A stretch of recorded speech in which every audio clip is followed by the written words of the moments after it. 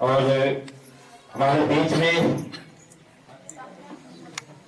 जो नाबार्ड राष्ट्रीय कृषि और ग्रामीण विकास बैंक नाबार्ड लखनऊ की ओर से जो जनपद ललितपुर में हमारे आदरणीय डीडीएम साहब आपके बीच में आ चुके हैं और हमारे साइन संस्था के संस्थापक आदरणीय श्री अजय श्रीवास्तव जी भी आपके बीच में हैं और आदरणीय हमारे डॉक्टर साहब, समस्त ग्रामीण भाइयों और बच्चों, मास्टर साहब अच्छा हाँ तो भारत के मार साहब क्षमा चाहूंगा। और अभी तक आज जो इस कार्यक्रम का जो शुभ आरंभ किया जा रहा है, इस कार्यक्रम के बारे में मैं संक्षिप्त में थोड़ा बताना चाहता हूं कि ये जो राष्ट्रीय कृषि ग्रामीण विकास बैंक नाबार्ड जो आपके गांव में बाड़ी का काम कर रहा है साइन संस्था के माध्यम से, इस कार्यक्रम का उद्देश्य यही है कि हमारे जो देश में या हमारे गांव में या जिले में अधिकतर जो बीमारियां हो रही हैं, 80% बीमारियां हमारे अस्वच्छता के कारण हो रही हैं। छोटी छोटी धूलों से हमारी वो बीमारियां हो जाती हैं। पानी न ढकने के कारण, साबुन से हाथ न धोने के कारण, आसपास गंदगी रखने के कारण, कूड़ा को इधर उधर फेंक देना, पानी हैंडपंप की नाली में पानी का भरा हो जाना, जल भरा हो जाना, तमाम इन सब चीजों के कारण जो हमारी छोटी छोटी बीमारियां, मलेरिया, दस्त, इस तरह की बीमारियां हो जाती है और हम अपना समय जो है, अपना जो जितना पैसा है हमारी बीमारियों में लग जाता है और हम लोग निरंतर प्रयास करने के बावजूद भी ठीक नहीं हो पाते, आगे चल के बड़ा रूप ले लेती है। तो इस कार्यक्रम के माध्यम से हम लोग ये चर्चा करने वाले हैं आप सब मिलके कि हम किस तरह से छोटी छोटी सी चीजों को व्यवस्थित करके उचित पानी का निस्तारण करके किस तरह हम लोग अपनी बीमारियों से दूर हो सकते हैं। इस ये सब जागरूकता कार्यक्रम के अंतर्गत जो जागरूकता कार्यक्रम किया जा रहा है, तो नाबार्ड के सपोर्ट से, सहयोग से, साइन संस्था के, तो हम साथियों, बच्चों अब हम लोग यहां से चलेंगे। तो जैसे मैंने आपको बताया है, एक बार हम लोग फिर सबने मन में ठानी है, तो हम लोग आगे चलेंगे और घूमते हुए इस नारा लगाते हुए इस संदेश को घर घर पहुंचाएंगे और फिर वापस यहीं आएंगे। और हमारे जो साथी हैं, हम उनसे भी निवेदन करेंगे कि हमारे बच्चे आगे चल रहे हैं, हम लोग उनके पीछे पीछे चलें, उनका उत्साहवर्धन करें और इनका सहयोग। जन की यही पुकार, बहू बेटी दूर न जाए, बहू बेटी दूर न जाए, जन जन की यही पुकार, बहू बेटी दूर न जाए, सबने मन में ठानी है, सबने मन में ठानी है, सबने मन में ठानी है, बोलो बेटा, सबने मन में ठानी है, बहू बेटी दूर न जाए, बहू बेटी दूर न जाए, जन जन की यही पुकार, जन जन की यही पुकार। हमारे साथी बहन जो जितनी भी बहनें चल रही साथ में वो भी बोलेंगी, हमारे भैया भी बोलेंगे, सब लोग, ठीक है ना? सभी लोगों को बोलना है। सबने मन में ठानी है, सबने मन में ठानी है, बहू बेटी दूर न जाए, सबने मन में ठानी है, बहू बेटी दूर न जाए, जन की यही पुकार, सबने मन में ठानी है, बहू बेटी दूर न जाए, जन जन की यही पुकार, जन जन की यही पुकार। पल्स पोलियो वाले आगे आ जाएं। जन जन की यही पुकार, बहू बेटी दूर न जाए, बहू बेटी दूर न जाए, जन जन की यही पुकार, जन जन की यही पुकार। ऊपर से कंची नीचे थोड़ा सा लंबा फोटो, हाँ ऊपर से लंबा, ऊपर से मोड़ पे आएगा, मोड़ पे सब आते जाओ, आते जाओ। आज पल्स पोलियो का दिन है, जो हमारे कुछ साथी कार्यकर्ता आए हुए हैं, तो आप लोग स्कूल में बच्चों को लेके आइए, छोटे बच्चों को दवा पिलवाइए और पोलियो से मुक्त पाइए, पोलियो से मुक्ति पाइए और आप लोग दवा पिलाइए। जन जन की यही पुकार, जन जन की यही पुकार, सबने मन में ठानी है। नहीं ये करे दे, ये भाई साहब, भाई साहब। तो मैं अब आदरणीय डीजीएम साहब को आमंत्रित करूंगा कि स्वच्छ भारत का अभियान पे जो आपके दिशा निर्देशों से, नवाड के सहयोग से तो वहाँ पे है, यहाँ पल्स पोलियो का जो किया गया है, साथ में आज जो पल्स पोलियो दिवस है, जो हमारे साथी कार्यकर्ता साथी घर घर जाके स्कूल में पल्स पोलियो पिला रहे हैं बच्चों को, उसके संदर्भ में मैं चाहूंगा कि आदरणीय डीजीएम साहब अपने दो शब्द करें। धन्यवाद। देखिए, आज से स्वास्थ्य विभाग की तरफ से पल्स पोलियो का दिवस शुरू हो रहा है और पल्स पोलियो दिवस जो है वो हमेशा रविवार, जो इतवार का दिन होता है, उससे शुरू होता है। आज सारे स्कूल खुले हुए हैं, आप चाहें तो अपने बच्चों को स्कूल भी ले आकर के पल्स पोलियो पिला सकते हैं। और साथ में हमारी जो टीम है वो हमारे साथ भी है, यहाँ पे मैडम भी है और भाई साहब भी हैं टीम में। ये भी देखिए पल्स पोलियो का डिब्बा साथ में लिए हुए हैं। तो मेरा सभी माताओं बहनों पिताओं से आग्रह है कि वो अपने बच्चों को, 5 साल तक के बच्चों को पल्स पोलियो जरूर पिलाएं। साथ ही साथ हमारा ये भी आग्रह है कि कोई भी बच्चा ना छूटे। जैसे कहा जाता है ना कि अगर एक भी बच्चा छूट गया तो पल्स पोलियो से हमारी मुक्ति की जो कड़ी है वो टूट जाएगी। हमें कोशिश ये करनी है कि भारत में एक भी बच्चा आगे चल करके पोलियो से ग्रसित ना रहे। और आज के दिन से शुरू होकर के पूरा 1 हफ्ते तक ये पल्स पोलियो का अभियान चलेगा। आप आज पिलाएं तो बहुत अच्छी बात है, वरना पूरी पल्स पोलियो की टीम एक हफ्ते तक का है आपका। 1 हफ्ते तक ये पूरा कार्यक्रम चलेगा।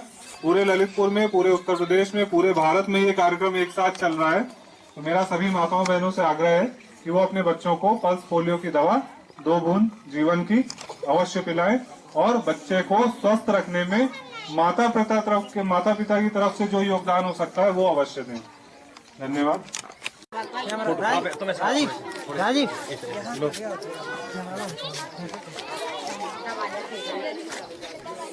राजीव यहाँ से लो, यहाँ से राजीव यहाँ से इधर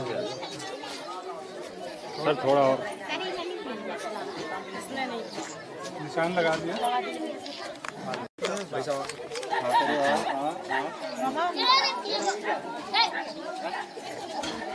पूरे जाओ।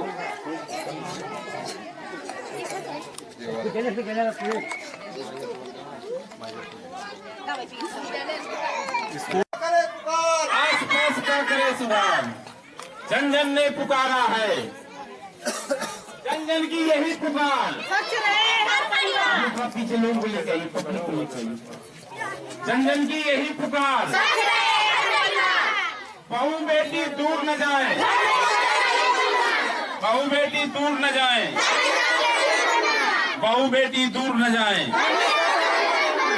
जन जन की यही पुकार, सबने मन में ठानी है, सबने मन में ठानी है, सबने मन में ठानी है।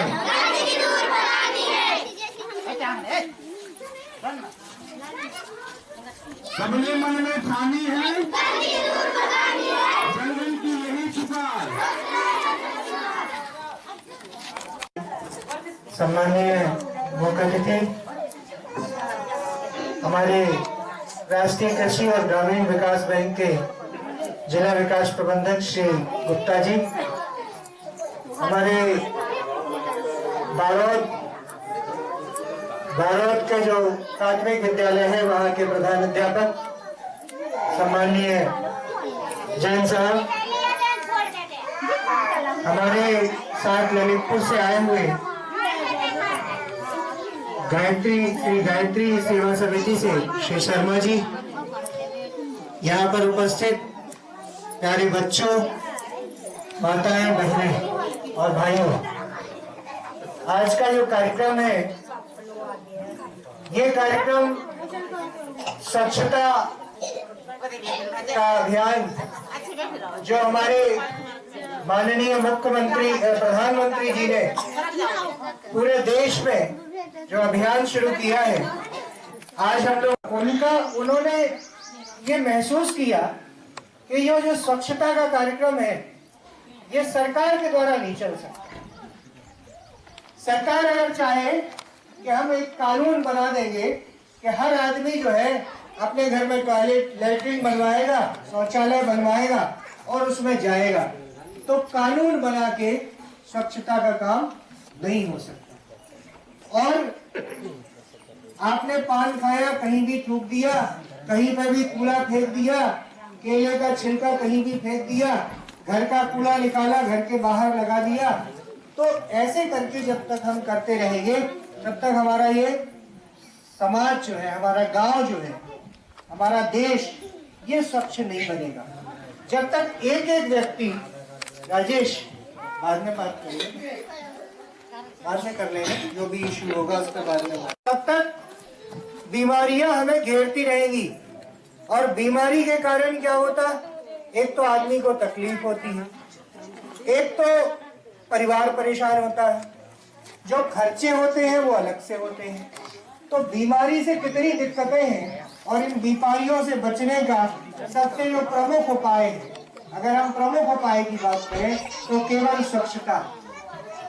आपको हम बताएं, बच्चों सुनो, जो इस सप्ताह है कि पूरा स्वच्छ भारत अभियान का एक संकल्प लिया जनपद ललितपुर में, जो प्रत्येक ब्लॉक में ये अभियान चल रहा है, उनको मैं आमंत्रित करूंगा स्वच्छ भारत अभियान पे 2 शब्द के आदरणीय डीडी साहब। धन्यवाद श्री गोपाल जी। हमारे गांव के आदरणीय ग्राम प्रधान जी, साईं ज्योति संस्था से पधारे हुए श्री श्रीवास्तव जी, हमारे सहयोगी संस्था इशारा श्री गायत्री विकास समिति से श्री कुंज बिहारी शर्मा जी, हमारे गांव के मास्टर साहब जी, प्यारे बच्चों, माताएं, बहनें और मेरे भाइयों, आज हम लोग यहाँ पर जो इकट्ठा हुए हैं, उसका कारण अभी बहुत सारे लोगों ने आपको बताया कि स्वच्छ भारत अभियान। हम इस अभियान के अंतर्गत, जैसा आपको मालूम है कि अभी श्रीवास्तव जी ने बताया कि पिछले साल 2 अक्टूबर को गांधी जी के जन्म दिवस पर हमारे आदरणीय प्रधानमंत्री नरेंद्र मोदी जी ने इस कार्यक्रम का शुभारंभ किया था। हम बात कर रहे हैं यहाँ पे स्वच्छ भारत अभियान की, लेकिन हम भारत की बात नहीं करेंगे, हम केवल अपने गांव की बात करेंगे। और हम गांव की भी जब हम बात करेंगे तो हम बात शुरू करेंगे आपसे। आपसे मतलब हमारे भाई से और हमारी बहन से। हमारे भाई और हमारी बहन, सबसे पहले जो स्वास्थ्य की शुरुआत होती है वो होती है आप लोगों से। यानी जब तक हम अपने आप को साफ नहीं रखेंगे, तब तक हम घर को, अपने गांव को, अपने समाज को, अपने प्रदेश को और अपने भारत को स्वच्छ नहीं रख सकते। तो जो सफाई की शुरुआत होती है वो हमारे से शुरू होती है। किस तरीके से? सबसे पहले तो हम अपने आप को साफ रखें, अपने बालों को साफ रखें, अपने नाखूनों को काट करके रखें, अपने पैरों में गंदगी जमा ना होने दें, अपने हाथों में गंदगी जमा ना होने दें, अपने शरीर को साफ रखें। दूसरी चीज है, हम जो कपड़े पहनते हैं उन कपड़ों को साफ रखें। अब यहाँ पर कई बार प्रश्न आता है कि साहब हमारे पास तो कपड़े ही नहीं है, बहुत ज्यादा कपड़े नहीं है। हम कपड़े ज्यादा होने, कपड़े अच्छे होने, कपड़े महंगे होने, सफाई का इन सबसे कोई संबंध नहीं है। आपके पास 2 कपड़े हैं, 3 कपड़े हैं, उन कपड़ों को अच्छे से धोइए, धूप में सुखाइए। कपड़े को जब आप धूप में सुखाते हैं तो धूप की वजह से आपके कपड़े एक तो जल्दी सूखते हैं, दूसरा धूप क्या करती है, कई तरह के कीटाणुओं को, कई तरह के जो हमारे कपड़े में जो गंदगी रह जाती है धोने के बाद भी, धूप उन सारे कीटाणुओं को मार देती है। आप समझ रहे हैं मेरी बात? तो सबसे पहले, बच्चों चुप रहो, हमें अपने आप को साफ रखना है, अपने शरीर को साफ रखना है। हम जो कपड़े पहनते हैं, चाहे वो अच्छे हो, महंगे हो, सस्ते हो, सिले हुए हो, फटे हुए हो, इस तरह की स्थितियां भी गांव में रहती हैं, लेकिन मेरा सभी लोगों से आग्रह है कि वो कपड़े धुले हुए हों। एक कपड़े को बहुत दिनों तक बिना धोए मत पहनिए। अपने बालों को साफ रखिए, बालों में अगर संभव है तो तेल डाल करके रखिए, अपने नाखूनों को छोटा रखिए। शौच कोशिश करिए कि आप खुले में ना करें, मजबूरी है तभी जा रहा होगा व्यक्ति, लेकिन अगर किसी व्यक्ति के घर में शौचालय बना हुआ है और उसके बाद भी अगर वो शौचालय का उपयोग नहीं कर रहा है, तो इससे बड़ा दुर्भाग्य उस व्यक्ति और उस परिवार के लिए नहीं हो सकता है। तो सफाई की जो शुरुआत होती है वो हमारे अपने आप से होती है। उसके बाद परिवार में आपके अलावा कौन है? परिवार में आपके अलावा आपके बच्चे हैं। अपने बच्चों को साफ रखिए, छोटे बच्चों की स्वास्थ्य का, सफाई का विशेष ध्यान रखिए।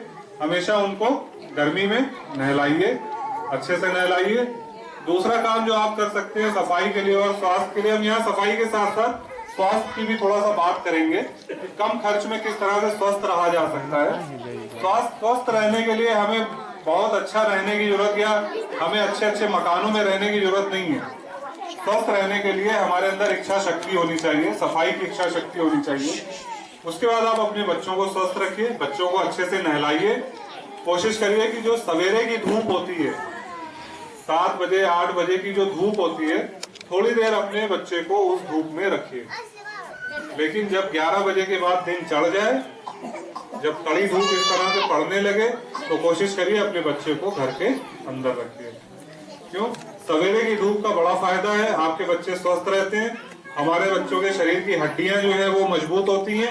लेकिन जब आप दिन चढ़ने के बाद भी बच्चे को धूप में रखते हैं, तो बच्चे को धूप लगने की, गर्मी लगने की संभावना रहती है। एक बार अगर बच्चे को गर्मी लग गई तो फिर उसका इलाज ही कराना पड़ेगा आपको, और उसमें बेकार के खर्चे आपके जुड़ जाते हैं।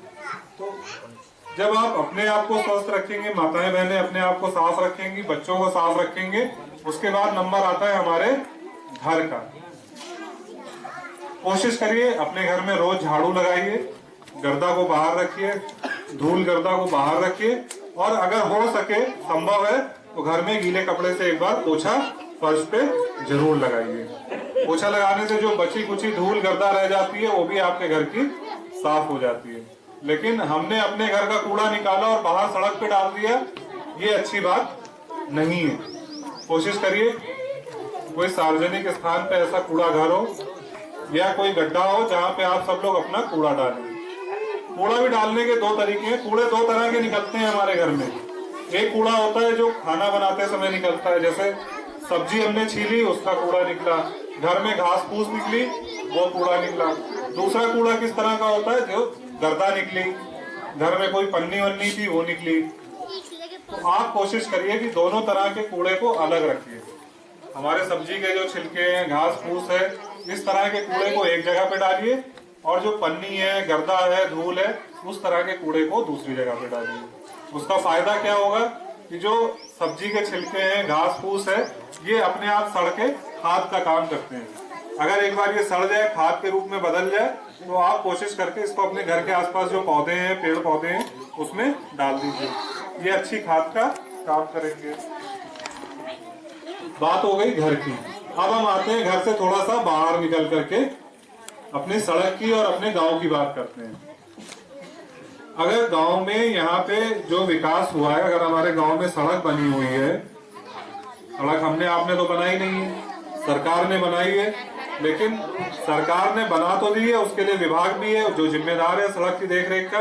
लेकिन कहीं ना कहीं हम सब आप लोगों की जिम्मेदारी है कि सरकार ने जो हमें सुविधाएं प्रदान कर दी है, एक बार उसकी देखरेख हम खुद करें।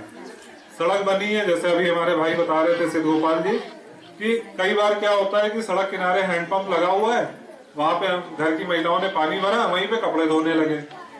तो कोशिश करिए कि जहाँ पे हैंडपंप है वहां पे आप लोग कपड़े ना धोएं। कारण क्या है? आपने कपड़े धोए, साबुन का फेना निकला, आपने उसको ऐसी सड़क पे छोड़ा और चले गए। वो फेना क्या करता है? सड़क को काटने लगता है। चीज बहुत छोटी सी है, लेकिन होता क्या है, आप देखो अक्सर अगर सड़क किनारे हैंडपंप है तो वहां की सड़क उखड़ी हुई मिलेगी आपको। उसका कारण क्या है? वहां पे जो जल भराव हो गया, जो साबुन का पानी आपने छोड़ दिया, वो धीरे धीरे उस सड़क को उखाड़ देता है, और सड़क एक बार उखड़ना शुरू होती है फिर वो धीरे धीरे उखड़ना चालू हो जाती है। फिर सड़क उबड़ खाबड़ हो गई, आप पैदल जा रहे हो, बच्चे ठोकर खा के गिर रहे हैं, आप साइकिल से जा रहे हो, साइकिल चलाने में दिक्कत हो रही है। आप किसको दोष देना शुरू करते हैं? सरकार को। सरकार हमारे लिए कुछ नहीं कर रही, हमारे गांव के कोई भी भला नहीं हो रहा है, हमारे गांव के कोई ध्यान ही नहीं दे रहा है, हम कहाँ जाएं, किसके पास जाएं। लेकिन सरकार ने तो आपको दिया, लेकिन आप उस चीज को संभाल नहीं पाए। तो कोशिश करिए कि सरकार ने जो सुविधाएं दी हुई है, चाहे वो हैंडपंप लगाओ, चाहे सड़क हो, चाहे बिजली की व्यवस्था हो, आप उसको अपनी जिम्मेदारी समझ करके उसकी देखरेख करने की कोशिश करें। साथ ही घर का कूड़ा बाहर ना फेंकें। आपने बड़ी अच्छी बात कही थी श्रीवास्तव जी कि अपने घर में कभी कोई नहीं थूकता है, और अगर हम शायद दूसरे के घर में थूक दें तो लड़ाई भी हो जाए, है ना। अगर हम आपके घर में आके अभी पान थूक दें तो आप लड़ने लगोगे कि साहब आपने हमारे घर में आकर के हमारे साफ सुथरे घर में पान थूक दिया, आप तो गंदगी फैलाते हो। लेकिन ये गांव क्या आपका घर नहीं है, ये अड़ोसी पड़ोसी जो आप लोग रह रहे हैं, ये क्या आपके भाई बंधु माताएं बहनें नहीं है, ये पूरा गांव हमारा घर है। आपने अपने घर का कूड़ा निकाला और अपने ही घर में दूसरी जगह पे फेंक दिया, ये अच्छी आदत नहीं है।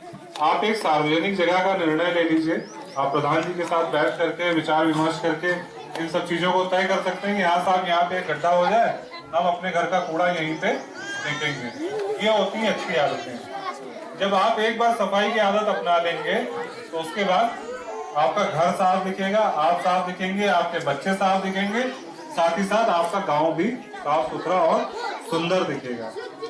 इन सब चीजों का ध्यान रखिए। उसके बाद हम बात करेंगे खाने की। बच्चों, खाने में कई बार क्या होता है कि हम साफ सफाई से खाना नहीं पकाते हैं। आप जो भी खाना पका रहे हैं, जो भी खाना आप घर में बना रहे हैं, चाहे वो चूल्हे में बनाए, गैस पे बनाए, लकड़ी पे बनाए, कोशिश करिए कि आप दाल बना रहे हैं, चावल बना रहे हैं, या जो भी इस तरह की चीज बना रहे हैं, उसको थोड़ा ज्यादा देर तक पकाइए।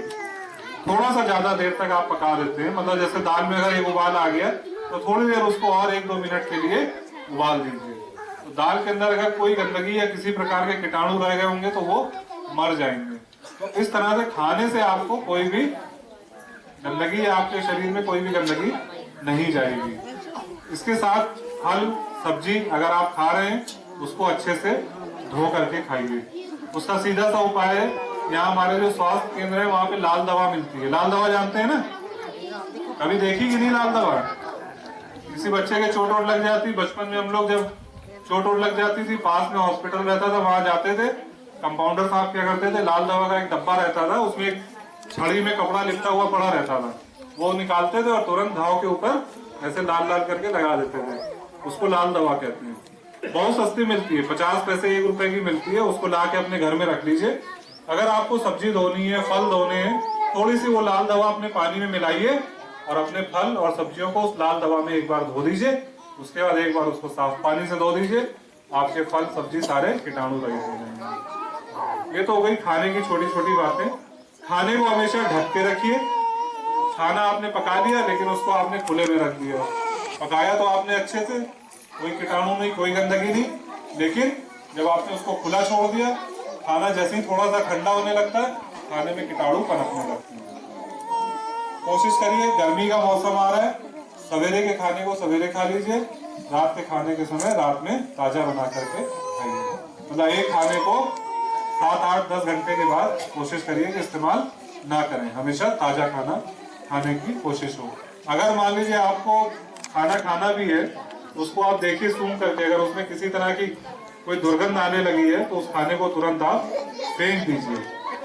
उसके बाद दूसरा खाना बना करके ताजा खाना खाइए। अगर आपको लगता है 6-7 घंटे बाद भी वो खाना सही है तो उस खाने को अच्छी तरीके से गर्म कर लीजिए। कई बार क्या आप लोग जल्दी में ठंडा ही खाना खाने लगते हैं, इस आदत को भी छोड़ दीजिए। हमेशा खाने को एक बार अच्छे से गर्म कर लीजिए और उसके बाद खाइए। तो अगर खाने में कोई गंदगी पनप भी गई होगी तो वो उस खाने को पकाने से या दोबारा गरमाने से खत्म हो जाएगी। ये छोटी छोटी चीजें हैं, इन चीजों का ध्यान रखिए। अब जैसे हम देख रहे हैं, की जरूरत नहीं है आपको। आपके घर में दाल चावल आटा, गेहूं, ये सारी चीजें तो मेरे ख्याल से हर बहन भाई के घर में होगी। थोड़ी बहुत सब्जी हर भाई बहन के घर में होगी। आप कोशिश करिए कि दाल, चावल, गेहूं, इन सबको हल्का हल्का कूट लीजिए। जैसे दलिया जानते हैं आप लोग, कुटा हुआ गेहूं, कुटा हुआ चावल, कुटी हुई दाल, इन सबको एक साथ अच्छे से पानी में डाल करके थोड़ा सा उदाहरण है। तो हमारी कोशिश होनी चाहिए कि हमारा गांव जो है वो स्वच्छ भारत अभियान का एक अच्छा उदाहरण सिद्ध हो सके।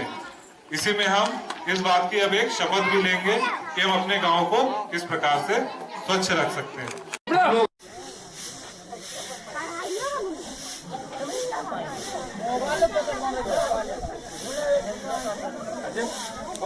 हो गया